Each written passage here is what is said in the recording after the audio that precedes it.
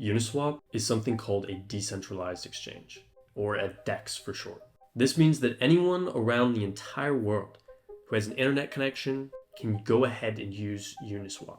Decentralized exchanges also allow you to trade directly on the blockchain. So you don't need to take your assets off the blockchain and send them to a centralized exchange like Coinbase or Binance to trade. So let's talk a little bit more about how Uniswap actually works. Instead of matching buyers and sellers directly, Uniswap uses pools of two different cryptocurrencies. Users can trade directly from these pools. And when a trade is made in the pool, the proportion of the currencies in the pool will go ahead and shift. This system allows price to adjust dynamically as the relationship of the two currencies in the pool change. So this mechanism is called an automated market maker, and that's what allows trading to happen instantly in this pool.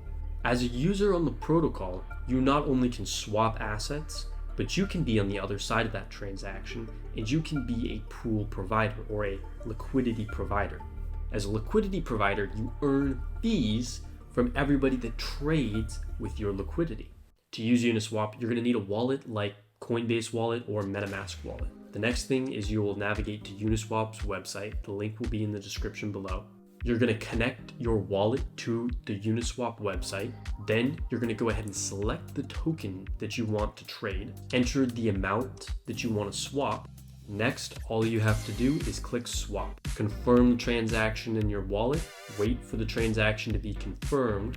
Once the transaction is confirmed, you'll see the tokens appear in your wallet. Now that we know how to trade on Uniswap, we can go ahead and trade directly from our decentralized wallet. Using decentralized exchanges like Uniswap or SushiSwap are great things to be aware of when you're using Web3 technology.